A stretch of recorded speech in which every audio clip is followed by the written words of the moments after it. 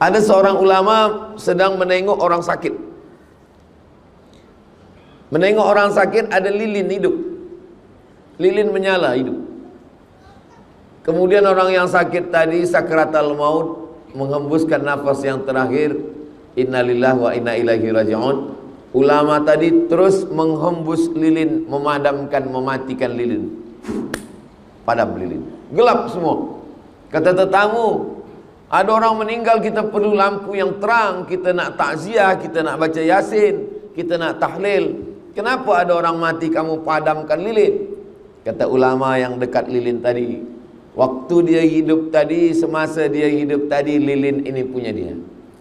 Tapi begitu roh dia keluar dari jasad, sekarang lilin ini sudah punya anak dia. Dan kita belum minta izin ke anak dia untuk menyalakan lilin ini. Apakah mereka izin atau tidak? Maka saya takut syubhat memakai harta orang belum izin. Itulah kenapa saya padamkan lilin. Sebab 1 second, 1 detik ketika nyawa keluar dari jasad, maka terlepaslah semua milik kita. Dia tidak lagi punya kita. Lilin yang tadi punya kita menyala hidup, tapi ketika roh keluar dari jasad, kita mesti padamkan itu lilin. Sebab dia bukan lagi milik kita, tapi sudah milik anak-anak kita. Dan ulama tidak mau memakai lilin kerana anak-anak almarhum belum memberikan izin. Tapi bila anak-anak ditanya, hai semua anak ahli waris, izinkah kamu bila lilin ini diguna hidup kembali? Kata mereka, kami izin. Barulah boleh dinyalakan lagi. Itulah kenapa banyak orang tidak mau datang tahlil. Sebab apa? Nanti bila dibagikan minum, dia takut minuman ini harta warisan yang belum dibagi. Bila dibagi makanan, dia takut makan, rupanya makanan ini adalah harta warisan yang belum dibagi. Maka satu daripada keluarga ahli waris bagikan iklan kepada semua hadirin hadirat yang berhadir, ini air minum dan makanan semua yang ada dah sedia. Ini bukan harta daripada warisan yang belum dibagi. Jangan kamu takut, jangan kamu segan. Ini adalah sedekah daripada anak-anaknya, supaya tetamu tidak ada berat hati, susah hati, dan tak sedap hati untuk minum dan makan. Bahkan di rumah itu pun, rumah itu tidak lagi punya almarhum. Lantai rumah itu sudah menjadi milik ahli waris, dan mereka belum berbagi lagi. Bila kita bertamu ke rumah orang, assalamualaikum, idza sta'zana ahadukum salasan, kalau kita minta izin 3 kali, falam yu'zan, tak ada izin, falyarji, baliklah pulang ke rumah. Sekarang kita dah minta izin 3 kali, dan rupa-rupanya rumah ini masih lagi musyarakah, bersyarikat, berkongsi. Isteri dapat 1/8, anak lelaki dapat 2 bagian, anak perempuan dapat 2 bagian, dan mereka belum berbagi. Lantai yang kita duduk punya isteri kah, punya anak lelaki kah, punya anak perempuan? Air minum yang akan kita minum, apakah ini punya isteri, punya anak lelaki, atau punya anak perempuan? Makanan yang disuguhkan, yang jamuan malam, kita pun belum tahu. Itulah kenapa 1 dari 2 memberikan kata alu-aluan sambutan kepada semua hadirin hadirat yang datang, membacakan Yasin, Al-Fatihah, Qul Al-Falaq, An-Nas, bertahtim, bertahlil, berzikir semua. Ini adalah sedekah daripada ahli waris, sehingga tetamu pun makan jamuan dengan senang hati, tak ada rasa berat dalam hatinya. Begitu bahwa kita tidak punya apa-apa. Meninggal pukul 8 malam, jenazah diletakkan di tempat bilik tamu. Tidak ada orang yang mati pukul 8 malam, jenazahnya tetap dalam bilik kamar istri dia. Pukul 2 malam, istri tidur di bilik tidur, jenazah kita diletakkan di tempat tetamu yang biasa datang. Kenapa? Karena tidak ada satupun orang yang mahu lagi sekamar dengan kita. Yang katanya, kaulah bulan, kaulah bintang, siang dan malam terbayang-bayang, makan tak lelap, tidur tak kenyang. Itu selama hayat di kandung badan. Selepas roh keluar daripada jasad, itu hanyalah setakat bertanam tebu di tepi bibir, manis di ujung lidah, hanya tinggal kenangan saja. Dia hanya menunggu kita. Walladzina yatawaffawna minkum, suami-suami yang meninggal dunia, wa yadharuna azwajan, istrinya menunggu arba'ata ashhurin wa ashra, 4 bulan 10 hari. Selepas 4 bulan 10 hari dia pun akan dipinang oleh suaminya yang baru. Selepas itu say goodbye. Tapi jangan tazkirah petang ini membuat tuan balik ke rumah tidak lagi mesra, tidak lagi ada kata-kata cinta. Saya hanya ingin mengingatkan bahwa perjalanan sesaat di atas dunia, kita yang kekal abadi, kata Nabi sallallahu alaihi wasallam, yatsba'ul mayyita thalathun. Ada 3 yang mengiringkan jenazah. Ramai. Ustaz Abdul Somad kalau mati meninggal dunia, ramai orang akan mengiringkan. Kata Nabi tidak. Yang mengiringkan hanya 3 saja. Yang pertama maluhu, hartanya. Kereta, motosikal, selimut, kain, ikut mengiringkan. Tapi tak sampai masuk ke dalam. Lama hidup banyak dirasa, jauh berjalan banyak ditengok. Saya sudah menengok kuburan orang Islam di Mesir. Saya tengok kuburan orang Islam di Maghribi. Sampai saya 2-3 hari ada orang meninggal, saya tengok kuburan. Belum pernah menengok kereta masuk kubur lagi. Semua tinggal tempat parking. Yang kedua, ahluhu, isteri, anak, cucu, menantu, semuanya tinggal. Lambat sembayang gara-gara anak, anak tak ikut mati. Tak sembayang gara-gara bini, bini pun diambil orang lain. Tak puasa gara-gara suami, suami pun belum mati pun dah diambil orang. Yang senyum yang belum berbini pula. Apa yang akan kita bawa mati? Kata Nabi SAW, harta tinggal, keluarga tinggal. Wa yabqa wahidun, yang tinggal hanya 1. Apa dia? Wa amaluhu, amal. Salat, amal. Baca Quran, amal. Salawat, amal. Istighfar, amal. Tahlil, amal. Sedekah, amal.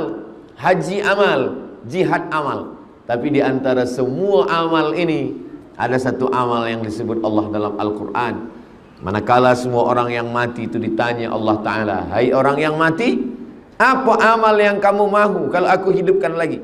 Mereka semua menjawab, laula akhartani ila ajalin qarib, kalau engkau bagi aku hidup sekejap saja, fa as-saddaqa, kami mau bersedekah, saya mahu bersedekah ya Allah. Maka tepat sekali sumbangan infak fisabilillah, mihrab masjid, memperbaiki ruangan wuduk. Mihrab masjid memperbaiki ruangan wuduk. Mihrab masjid 5 kali imam sembahyang di mihrab, subuh, zuhur, asar, maghrib, isya, tarawih, tahajud, witir, idul fitri, idul adha, istisqa minta hujan, kusuf gerhana matahari, khusuf gerhana bulan. Tempat wuduk 5 kali sehari muslimat berwuduk. Wuduk subuh, wuduk duha, wuduk zuhur, wuduk asar, wuduk maghrib, wuduk isya, wuduk tahajud, wuduk Ramadan. Wuduk manakala masuk ke dalam masjid. Idza dakhala ahadukumul masjid, kalau kamu masuk masjid fala yajlis, jangan duduk hatta yusalli rak'ataini, sembahyang sunat 2 rakaat. Dia pasti wuduk dulu ke dalam, mengalir. Tapi kalau kita bersedekah jangan kita saja, tapi kita niatkan hadiahkan pahalanya untuk almarhumah mak, almarhum ayah, almarhum suami, almarhumah istri, almarhum anak, almarhum keluarga. Maka kita yang hidup dapat, yang meninggal dunia pun dapat. Begitu sunnahnya, kata Nabi Muhammad sallallahu alaihi wasallam. Ya Rasulullah, kata Sa'ad, ummi matat, mak saya mati. Afa atasaddaqu anha, saya bersedekah untuk dia sampai apa tak sampai? Kata Nabi, sampai. Ayyu sadaqatu afdal, apa sedekah yang paling afdal? Kata Nabi, suqya al-ma, memberikan air minum. Maka memberikan air minum, air untuk wuduk, air untuk mandi, air untuk basuh kaki, maka ini semua adalah mengalir sebagaimana mengalirnya air perigi sampai hari kiamat. Begitulah amal jariah mengalir buat kita semua. Ini kesempatan yang amat sangat baik. Bukan kita nak tolong masjid, kita tak perlu tolong masjid, masjid punya Allah, Allah Maha Kaya. Kita sedang menolong diri kita sendiri, sebab yang lain semua tinggal, semua putus. Dalam Sahih Muslim apa kata Nabi? Idza matal insan, kalau manusia mati, inqata'a, putus. Abdul Samad bagi tazkirah, selepas mati putus. Hadirin hadirat, muslimin muslimat, sila datang ke Masjid Ar-Rahim. Tazkirah akan disampaikan oleh almarhum Abdul Samad. Tak ada lagi orang datang. Orang datang manakala kita masih hidup. Tazkirah semuanya putus. Sembahyang tahajud, bila kita dah mati putus. Membaca Yasin putus. Membaca surah Al-Kahfi malam ni malam Jumat putus. Tapi ada yang tetap mengalir. Inilah dia mihrab masjid, inilah dia tempat wudu. Maka ini kesempatan untuk kita semua. Mengapa kita mesti bersedekah? Maka dalam beberapa hadis Nabi SAW memberikan alasan.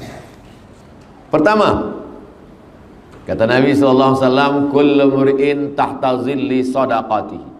Setiap orang yang mati nanti akan dibangkitkan di padang mahsyar. Tak ada tempat bernaung, tak ada tempat berlindung, tak ada payung, tak ada rumah, tak ada pokok kayu, tak ada gunung, tak ada bukit. Semuanya hancur lebur.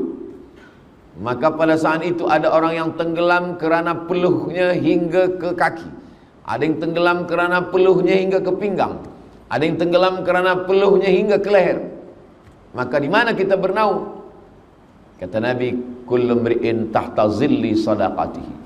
Orang akan bernaung di bawah naungan sedekah. Itulah kenapa kita perlu bersedekah, bukan untuk masjid, bukan untuk mihrab, bukan untuk tempat wuduk, tapi untuk diri kita di hadapan Allah ketika kita bangkit. Yauma yafirrul mar'u min akhi, saudara kandung lari, wa ummihi, mak kandung lari, wa abi, ayah kandung lari, wa sahibatihi, istri lari, wa bani, anak-anak lari. Kawan tak ada disebut. Sebab kawan biasanya waktu senang, waktu kenyang, waktu lenang, waktu tenang. Kalau sudah susah, hilang. Orang menang banyak kawan, orang kalah punya teman sejati. Boleh untuk status FB esok pagi. Begitulah keadaan manusia. Maka yang disebutkan Al-Quran cuma 5 saja. Akhi, saudara, ummi, emak, abi, ayah, sahibati, istri, suami, wabani, anak-anak. Kelima-limanya meninggalkan kita. Kenapa? Likulli mri'in minhum yawma idzin sya'nun yughnih. Semuanya sibuk mengurus urusan masing-masing. Jangankan di dunia, selama di negeri masing-masing sebelum berangkat ke tanah suci, berkawan, bersahabat dekat. Begitu sampai ke airport, mulai masing-masing cop paspor, masing-masing mencari koper. Begitu sampai beg, semua sibuk dengan urusan sendiri, tak lagi kenal mengenal. Yang selama ini baik ramah, yang selama ini sopan santun, begitu sampai airport Madinah, semuanya sibuk, mana beg saya, mana. Dah lah dapat beg, semua dah keluar, baru dia tengok, oh ada Ustaz Abdul Samad. Belum lagi di akhirat, belum lagi di padang mahsyar. Semuanya sibuk dengan urusan masing-masing. Lalu di mana kita bernaung? Yang pertama, kullu mri'in tahta zilli sadaqatihi. Setiap orang bernaung di bawah naungan sedekah.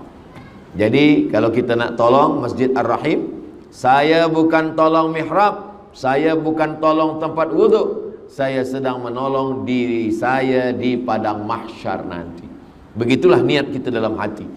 Karena kalau kita mengatakan ini dari saya untuk mihrab masjid, ini dari saya untuk tempat wuduk, bila dia jadi nanti kita akan berkata, kalau tak ada saya, maka tempat wuduk tak jadi. Kalau tidak ada saya, mihrab masjid tak jadi. Maka disitulah rusaknya amal kita. Kita sedang membuat persiapan untuk diri kita manakala nanti kita menghadap Allah Subhanahu wa ta'ala.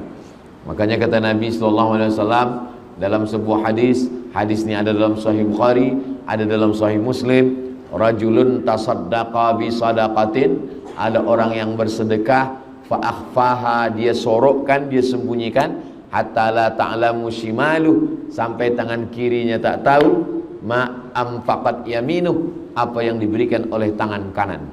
Sebenarnya maknanya ini bukan tak boleh tahu. Tangan kanan berbuat, tangan kiri tahu. Tangan kiri melakukan sesuatu, tangan kanan tahu. Kenapa tangan kanan berbuat, tangan kiri tak tahu? Ini adalah mubalaghah. Ini adalah makna kiasan yang melampau. Maknanya kita rahasiakan. Tapi bukan berarti kalau orang tahu pahalanya hilang. Karena sahabat Nabi bersedekah, sahabat yang lain tahu. Utsman bin Affan memberikan wakaf perigi Bi'ru Raumah. Semua orang tahu sebab hadisnya masyhur. Abu Talhah memberikan perigi namanya Bayrahah di depan Masjid Nabawi. Semua orang tahu. Abu Dihdah memberikan 600 batang pokok kurma. Semua orang tahu. Abdurrahman bin Auf memberikan sedekah kepada pejuang yang ikut perang Badar. Semua orang tahu. Itu menunjukkan bahwa kalau orang lain tahu, amal kita tetap baik. Yang tak boleh itu adalah riya dan sum'ah. Riya mempertontonkan amal, menampakkan amal. Sum'ah memperdengar-dengarkan amal kepada orang lain. Adapun kita berbuat orang lain tahu, kita jaga hati kita. Lalu box infak di hadapan kita. Duit dah kita siapkan. Tak jadi kita masukkan sebab kita takut dipuji orang. Atau kita masukkan supaya dipuji orang. Kata Imam Fudail bin Iyad, pendapat Imam Fudail bin Iyad ini disebutkan oleh Imam Al-Ghazali dalam Ihya Ulumuddin. Tarkul amal li ajlin nas riya. Tidak jadi beramal kerana takut dipuji orang, riya. Wal amalu li ajlihim syirik. Beramal kerana ingin dipuji orang, syirik. Tak jadi beramal, masuk poket, lalukan box, tak jadi beramal, riya. Kita masukkan ke dalam supaya dipuji orang, syirik. Tak jadi pun kena, jadi pun kena. Jadi kalau macam tu bagaimana? Sesuai dengan niat baik kita masukkan saja. Selepas itu kita beristighfar, minta ampun pada Allah. Apapun cakap orang, kita serahkan pada Allah. Wa ufawwidu amri ilallah, astaghfirullahal azim. Sebab bila tak jadi kita masukkan, kita dah riak. Jadi kita masukkan supaya dipuji orang, kita syirik. Yang tak boleh itu kita bagi tahu kawan, ni saya nak sedekah, tolong kamera on kan. Nanti kita nak buat video konten sikit. Ini yang tak boleh. Adapun bahawa orang lain yang rekodkan dari jauh, maka dia mungkin nak bagikan motivasi supaya beramal, orang lain bersedekah, tak ada salahnya. Maka illa man rahimah rabbuh, orang-orang yang hati ini dijaga Allah. Mudah-mudahan kita termasuk orang yang hatinya dijaga Allah Subhanahu wa ta'ala. Yang kedua, kata Nabi sallallahu alaihi wasallam, orang yang bersedekah kana fi zimmatillah, maka dia senantiasa dalam perlindungan Allah Subhanahu wa ta'ala. Selama ini kalau kita nak dapat perlindungan Allah, salat sunat 2 rakaat. Usolli sunnatal hajat, saya sembahyang sunat 2 rakaat, salat sunat hajat, supaya selamat dalam perjalanan, supaya tidak ada musibah, aksiden, supaya diberikan Allah kemudahan. Maka yang paling elok itu adalah sedekah. Maka ketika kita bersedekah, kana fi zimmatillah, maka dia senantiasa dalam perlindungan Allah Subhanahu wa ta'ala.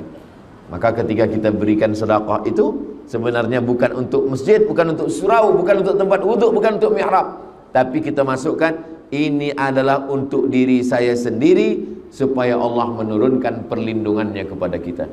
Dijauhkan daripada riya, dijauhkan daripada syirik, dijauhkan daripada nifak munafik, dijauhkan daripada sum'ah, dijauhkan daripada ujub. Itu masalah penyakit-penyakit hati. Belum lagi penyakit yang zahir, berbagai macam penyakit sekarang, kolesterol, diabetes, gula darah, semua penyakit-penyakit. Belum lagi penyakit-penyakit yang nyata di akhir zaman, dari mulai LGBT, penyakit free sex, penyakit judi, penyakit khamar, penyakit narkotik, semuanya.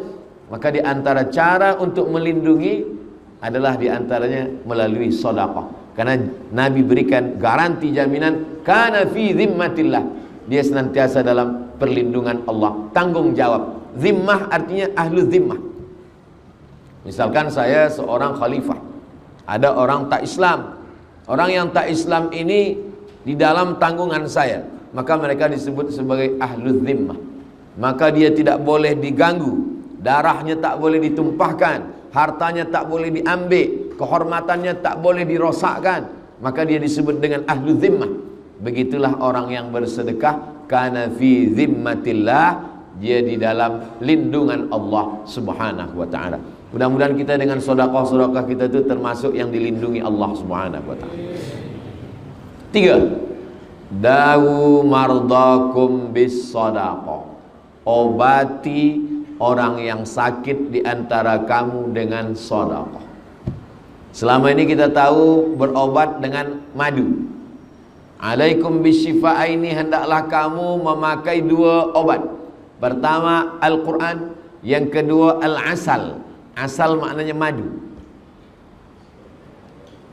Wa nunazzilu minal Qur'ani ma huwa syifa'. Kami turunkan Al-Quran ini sebagai obat. Kemudian pula madu dalam Al-Quran dikatakan syifa'un linnas, sebagai obat. Tapi kemudian ada orang lupa, Nabi mengatakan dawu mardakum bis sadaqah, obatilah dengan sedekah. Ada satu kitab ditulis oleh ulama Mesir, namanya Syekh Abu Amr Al-Misri. Judul kitabnya Gharaib wa Taraib Sa'ah wa Sa'ah. Diterjemahkan ke dalam bahasa Melayu, semua ada saatnya. Bercerita tentang ada seorang warga negara Saudi Arabia sakit, medical check up ke Amerika. Kata dokter di Amerika tak ada obatnya. Makan senang, tidur lelap, pergilah senang-senangkan hati. Nanti bila tuan puan pergi ke hospital, doktor cakap makan tenang, tidur lelap, senangkan hati, itu maknanya malaikat maut dah dekat. Tak ada obat. Maka dia pun balik ke Saudi Arabia. Dia ingat tentang hadis Nabi Muhammad sallallahu alaihi wasallam, dawu mardakum bis sadaqah. Maka dia sedekah. Last sekali dia pergi sekali lagi ke Amerika, medical check up. Kata doktor, kami dah tengok awak sihat walafiat, penyakit semua hilang. Doktor tu pula balik bertanya, awak makan apa? Awak makan herbal apa? Minum apa? Awak pakai ubat apa? Kata dia, saya tidak ada pakai ubat apa-apa. Saya hanya yakin dengan hadis Nabi SAW, dawu mardakum bis sadaqah. Ada seorang di Riau, di tempat saya, istrinya kena penyakit kanser di rahim, sudah sebesar duit bulat. Lalu kemudian dia yakin dengan hadis ini, dawu mardakum bis sadaqah, obati orang yang sakit di antara kamu dengan sedekah. Lalu dia amalkan bersedekah makanan, bersedekah pakaian, bersedekah. Lalu kemudian selepas itu dia cek balik, doktor mengatakan setelah kami cek ternyata kanser itu mengecil, kecil dan hilang. Jadi apa yang sudah dilakukan tentang hadis-hadis Nabi Muhammad SAW bukan hanya setakat iman percaya, tapi mujarrab. Mujarrab artinya pernah dicuba. Jarraba yujarribu tajribah mujarraba. Mujarrab artinya pernah dicoba oleh beberapa orang dan ternyata dikabulkan Allah Subhanahu wa taala. Bila dikabulkan Allah berarti dapat dua-duanya. Sedekahnya dapat pahala dan kesihatannya dapat. Andai belum dikabulkan Allah Subhanahu wa taala tetap dapat satu. Andai sakitnya terus dan mati dia, maka matinya mati syahid. Dan dia usahanya untuk berubat itu sudah mendatangkan pahala dan dapat juga dia pahala sedekah. Nah, ini yang ketiga kata Nabi, dawu mardakum bis sadaqah, obatilah orang yang sakit di antara kamu dengan sedekah. Datang seorang lelaki menjumpai Imam Abdurrahman Ibnu Mahdi, ahli hadis. Lutut dia bernanah, tak sihat-sihat, tak sembuh-sembuh. Kamu sudah makan ubat? Kata dia, saya sudah makan ubat. Maka kata Imam Abdurrahman Ibnu Mahdi, tunggu sekejap, saya solat sunat 2 rakaat. Dia nak minta ilham dari Allah Ta'ala. Lalu kemudian Imam Abdurrahman bin Mahdi teringat hadis Nabi, dawu mardakum bis sadaqah, obati orang yang sakit di antara kamu dengan sedekah. Selepas itu dia katakan, kamu bersedekah. Lalu orang ini pergi mencari kampung yang susah air. Lalu dia buatkan perigi di situ. Lalu setelah tak berapa lama, lututnya yang bernanah itu kering, sihat walafiat. Apa alasan logik masuk akal yang rasionalnya apa? Bagi orang yang beriman mudah saja.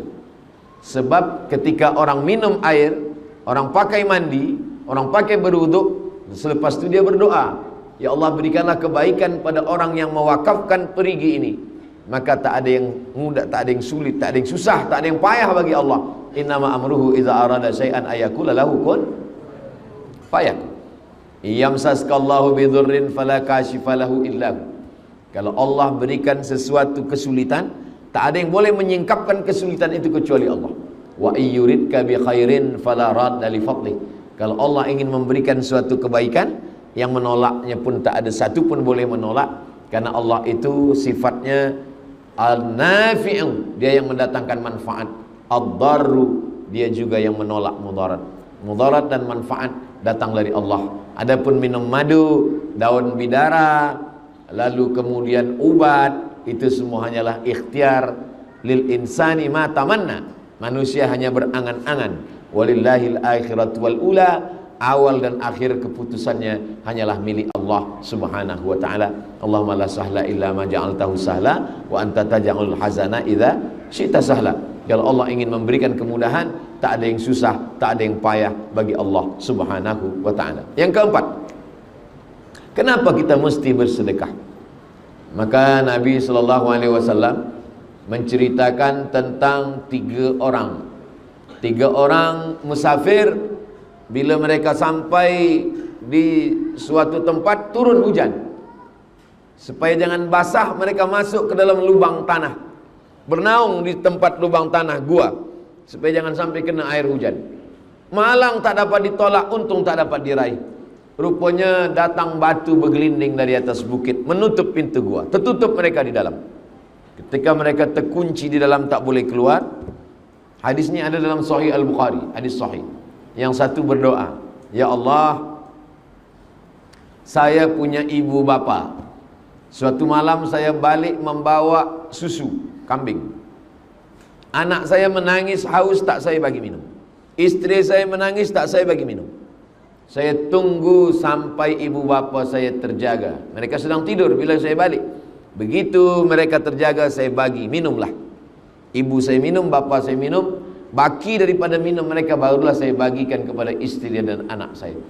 Kalau memang amal saya ini betul, bukakanlah pintu gua ini. Maka bergeserlah batu itu sikit, tapi dia belum boleh keluar. Itu menunjukkan kita boleh bertawassul kepada Allah, menyebutkan amal soleh. Amal soleh yang paling afdal adalah berbakti kepada kedua orang tua. Orang yang kedua berdoa, ya Allah, saya punya sepupu perempuan dan saya jatuh cinta kepada dia. Hampir kami melakukan perbuatan zina. Ketika orang tidak ada, kami tinggal berdua, dan saat itu datang rasa takut saya kepada Engkau.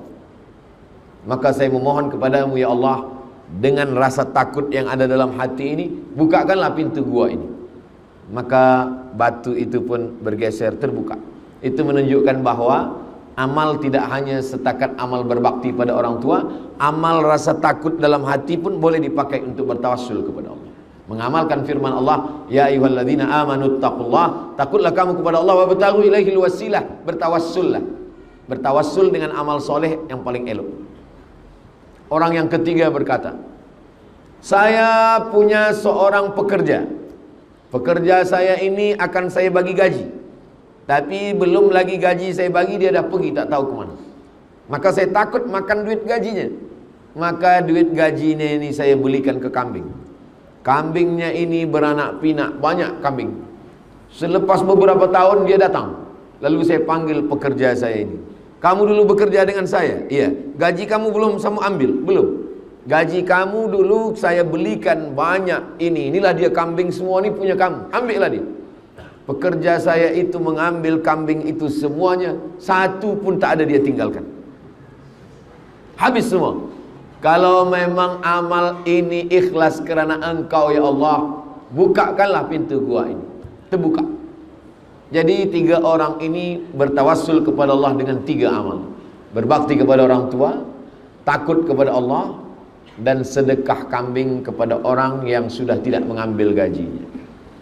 Ini dalil bahwa Kita boleh berdoa kepada Allah dengan menyebut tawassul.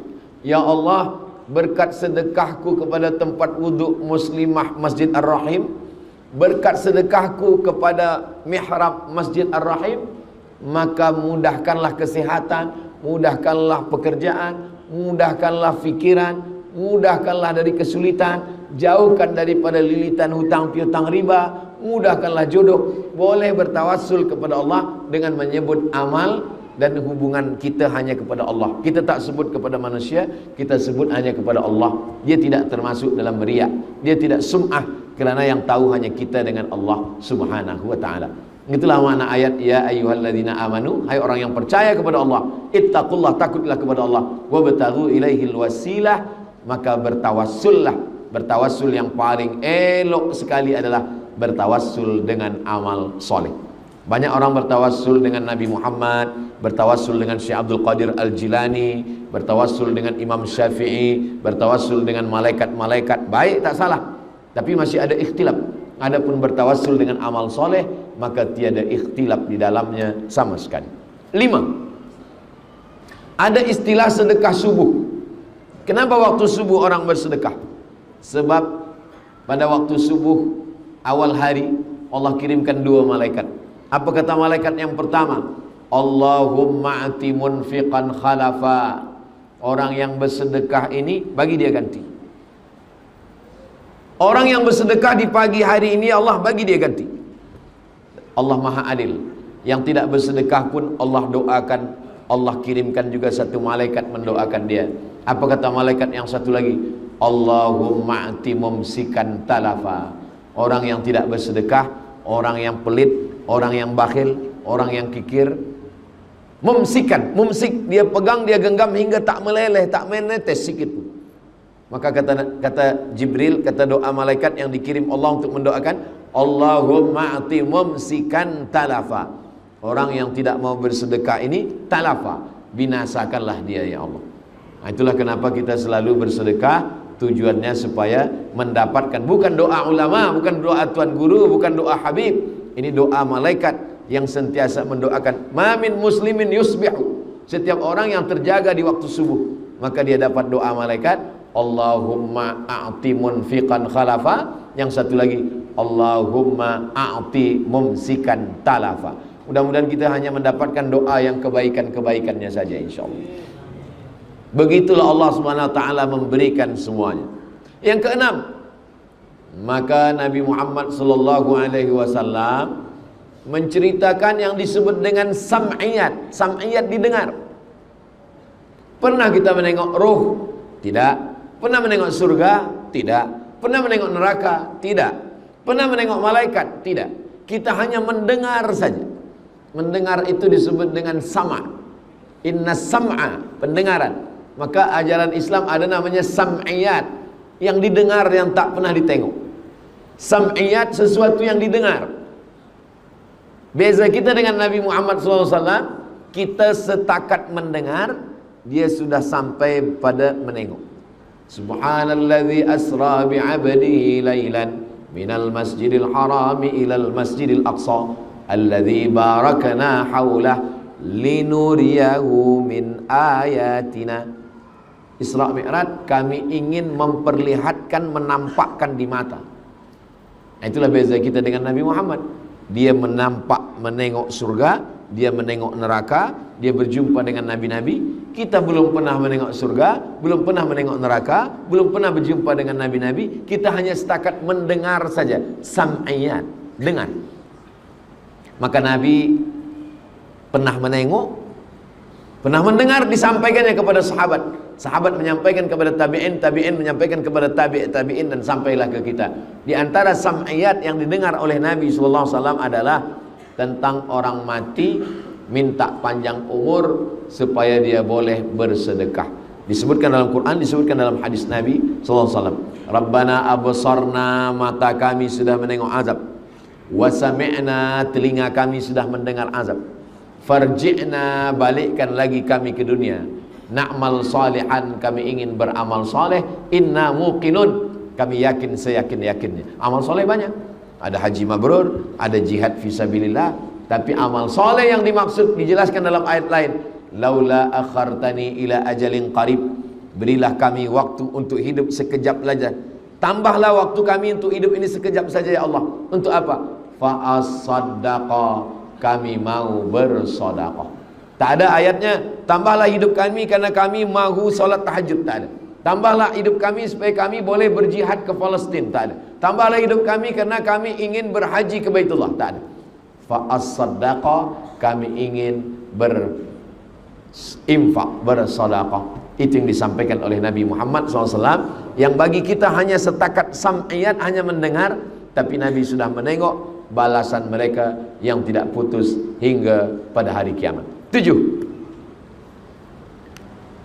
Rajulun tasaddaqa bi sadaqatin, ada orang yang bersedekah, lalu kemudian sedekahnya ini kepada penghafaz Al-Quran. Orang yang menghafaz Al-Quran tadi punya murid, dia ijazahkan qiraat Hafs an Asim. Yang menghafaz Quran tadi jadi imam, mengalir pahalanya untuk dia. Yang menghafaz Quran tadi mengajar Quran, punya murid, muridnya punya murid lagi. Maka kalau kita bukan penghafaz Quran, kita bukan ulama, kita bukan tuan guru, tapi kita ingin dapat amal ulama, amal penghafal Quran, amal imam, maka salah satu caranya adalah dengan sedekah. Bersedekah kepada anak yatim. Anak yatim tadi pandai menghafaz Al-Quran, boleh bahasa Arab, membaca kitab, belajar dia Azhar Kahira, balik dia membuat pondok, maka kita mendapatkan amal pahala. Inilah yang disebutkan oleh Imam Abdullah ibn Mubarak, rubba amalin saghirin yukabbiruhun niyah. Berapa banyak amal yang nampaknya kecil saja tapi besar kerana niat. Wa rubba amalin kabirin yusaghiruhun niyah. Berapa banyak amal yang nampaknya besar tapi sebenarnya kecil kerana dikecilkan oleh niat. Itulah pentingnya innamal a'malu binniat.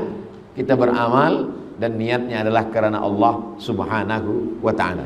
Yang ke-8, kenapa kita mesti bersedekah? Kerana kata Nabi sallallahu alaihi wasallam, ketika Nabi sampai ke kota Al-Madinah Al-Munawwarah, Nabi membeli tanah. Tanah ini punya 2 orang anak yatim.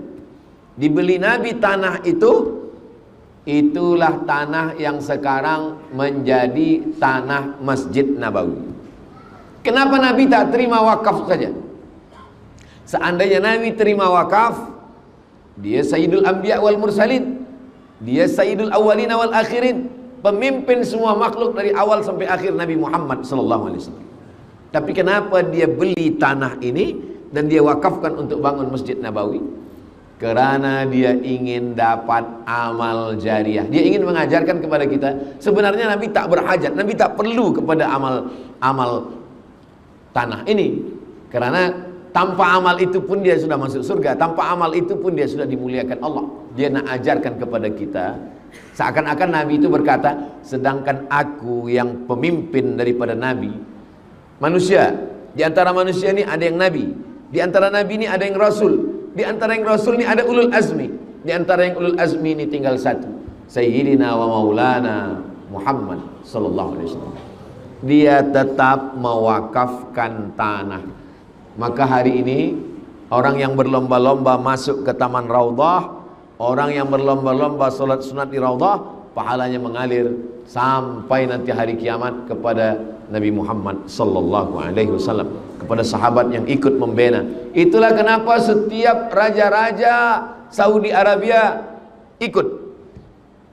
Raja Fahad bin Abdul Aziz, Raja Abdullah, Raja Salman bin Abdul Aziz. Kenapa mereka semua ingin? Kerana mereka ingin dapat amal. Kalau kita tengok pintu, ini Babul Malik Fahad, ini Babul Malik Abdul Aziz, ini Babul Malik. Semua raja membuatkan satu pintu khas. Kenapa? Karena mereka ingin mendapatkan amal jariah sampai kepada hari kiamat. Karena mereka tahu bahwa mereka akan mati, kekuasaan mereka akan diteruskan oleh raja setelahnya, dan yang mengalir kebaikan hanyalah orang-orang yang datang ke Baitullah yang tak putus. Bukan berarti kita yang bukan raja tak boleh, bukan berarti kita yang tidak ada di Makkah Madinah, tak Masjid Nabawi, tak Masjidil Haram, maka sesungguhnya semua masjid adalah milik Allah. Wa annal masajida lillah, masjid itu milik Allah Subhanahu wa taala. Yang kesembilan, Nabi sallallahu alaihi wasallam mengajarkan kepada kita pintu surga banyak. Ada pintu surga dimasuki melalui babul jihad. Mereka yang ada di Palestina itu masuk surganya dari babul jihad. Ada masuk surga melalui babur rayyan.